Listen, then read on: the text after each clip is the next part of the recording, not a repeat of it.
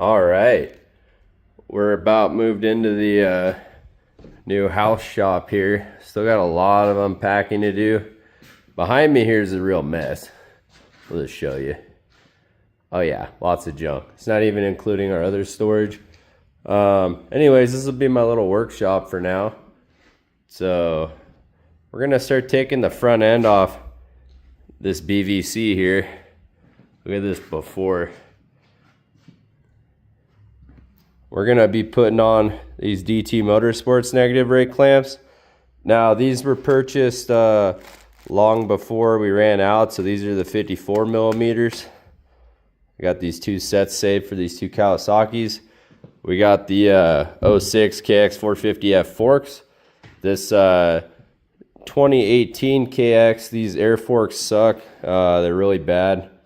And then these old KX forks aren't gonna fit our clamps. They're also definitely not as good as these new ones. So we're gonna be swapping everything over. Got front hubs, we got rotor adapters, got new rotors. Got a full set of lug nuts for the 500. This one we're gonna utilize many parts as possible.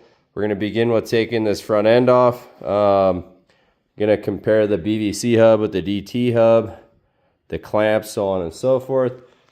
Hope you guys are ready. It's finally happening. So we're gonna tear this stuff apart and see what happens. So first thing first, we're gonna drain the old beast here. The drain plug's been leaking pretty heavily since it's been in my possession. So we're gonna pull the drain plug, drain the nasty oil, and see what the issue is, if it's just a seal or if the threads are bad. If the threads are bad, we'll repair them. So check this out.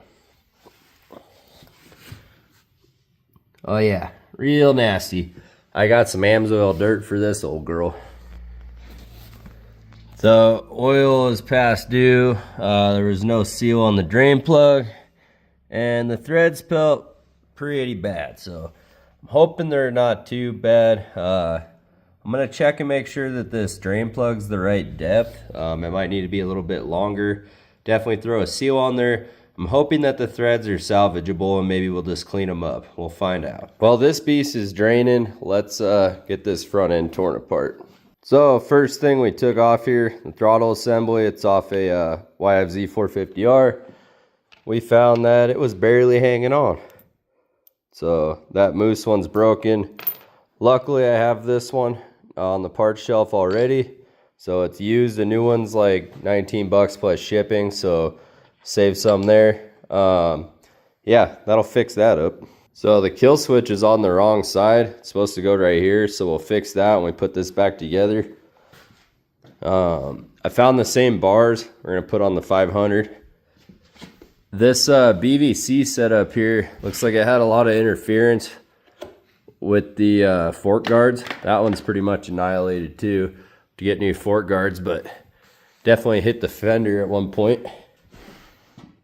Having no brake line holder on the clamps here, the brake line's just kind of been riding all over the place, so we'll fix that up. We'll get some of the brake line holders coming for our clamps.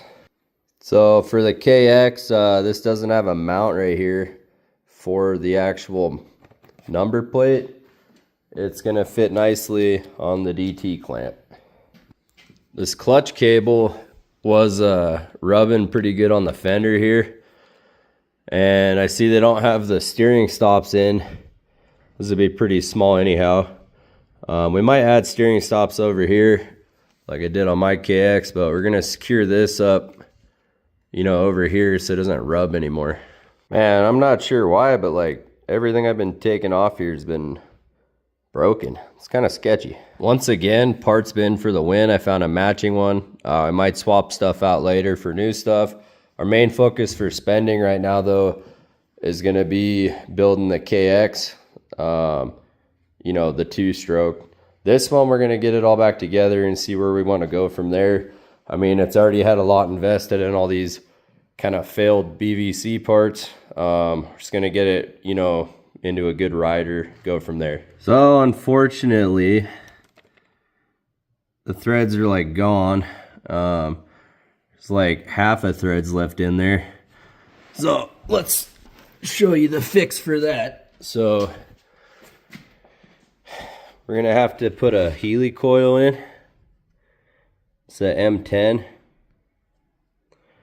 So this guy right here is going to be our fix. We're going to have to bleed the brakes when we switch calipers, so I'm going to go ahead and extract these and we'll get some replacements in there. So we got these extracted and replaced. We're going to take the bars off. I'm going to take the whole brake system off for now. Found the holder for the clutch cable. I still might add a little loose zip tie down there, not restricting, but just kind of tuck it over. So I'm looking at this front end really hard, and I'm noticing the brake lines routed on the wrong side, and if you had routed it in here, it would rub the tire. So there's like some severe clearance issues.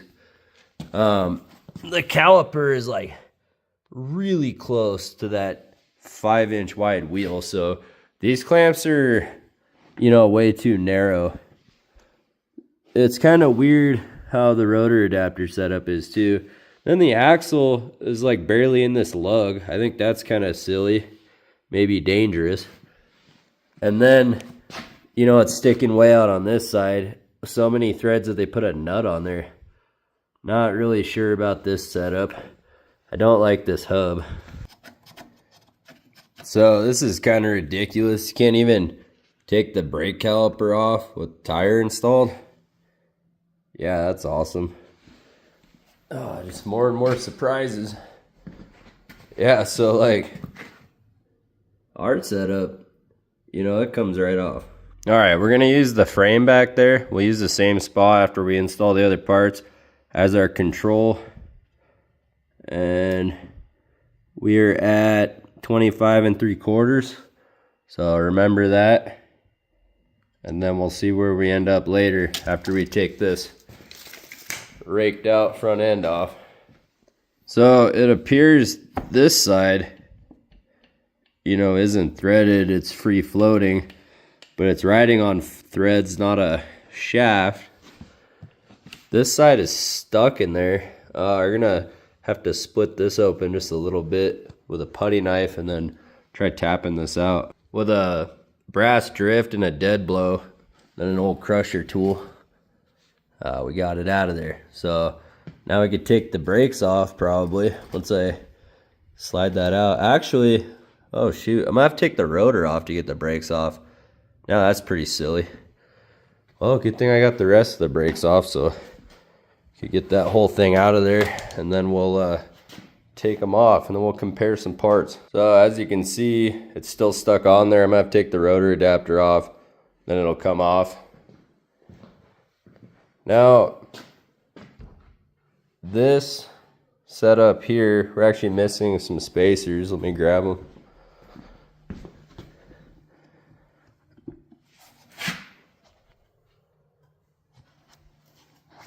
Okay, I got 2 spacers here.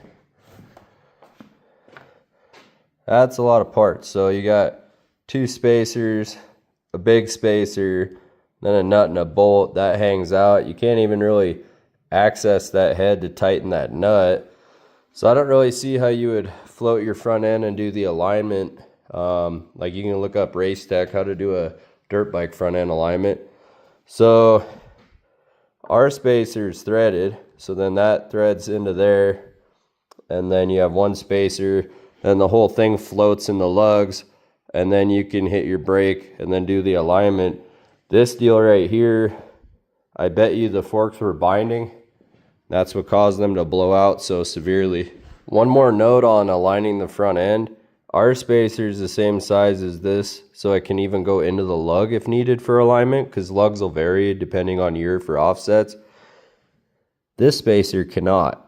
So like really there wasn't any aligning going on. So even if it was off, by the time you tighten everything, it might squeeze the forks together or push them apart, which is not good for forks. This is also very interesting. If you had a full floating front end, you wouldn't need all of this. Look at these 4 shims. What the heck? Oh, these are just washers that are cut down. Holy smoke. So whoever put this together had to cut washers to fit in here to even put the brakes on the BVC setup. What the heck is this? My instant thought on the whole washer scenario was maybe they put this plate on backwards, but As you can see, these are tapered for centralizing, and this has the edge for the rotor to ride on. So yeah, they got some explaining to do why you'd sell somebody some stuff like that. I am not a fan of air forks. And it shoots right back at you. Watch the other side.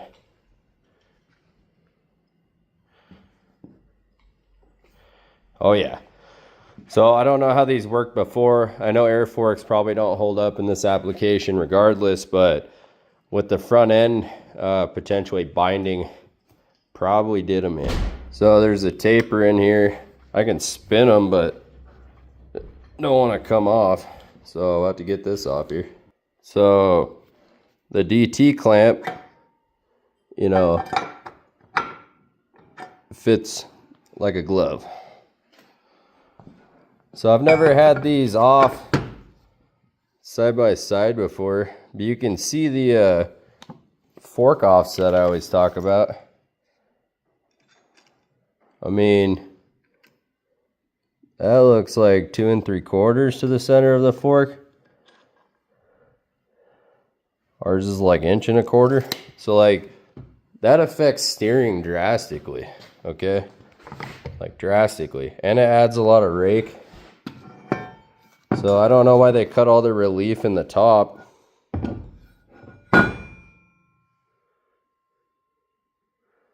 So yeah, not to mention, okay, we run the same size front tire. I mean, that's less than 11 inches. Ours is like 12. You know, I have the exact measurements in millimeters, but just spitballing here, I mean, you can see the differences. So I was taking some pictures. Here's a good comparison on the offset. Holy smokes. Okay, so DT clamp, 2 pounds, 9 ounces. BVC clamp, 3 pounds, 9 ounces. DT front hub, and it's also a larger pattern. So my 144 hub would weigh even less. 3 pounds, almost 14 ounces. 144 BVC hub, I can feel the weight difference. 4 pounds, 10.5 ounces. So between just the top clamp and the hub, that's 2 extra pounds of weight, not to mention the fitment issues. Okay, so we went over all the crazy spacers. Now, instead of building shims to make something fit, why doesn't it come already offset? Perfectly offset. Oh, by the way, on the front end, I recommend running a floating rotor as well. This is a solid rotor. But, I mean, all these things being said, I can't even believe there's a discussion about those parts versus the parts that I made. I mean, the slower clamp's not much better. They like putting their name on everything, though. All right, let's actually get to putting this together. All right, so if you like that video, stay tuned for more. I'm gonna take this lower clamp off and then I'm gonna call it a night. It's getting late, but hope you learned some stuff from this video. We're gonna try to make this thing handle right. Even if that means replacing all the parts, which wouldn't really be fixing it, then it would just be replacing it with parts that actually work. So anyways, Damian Tucker here. You know me from DT Motorsports. This is my personal channel, Moto Man. I know I'm not big and famous, but I know a thing or two, so stay tuned.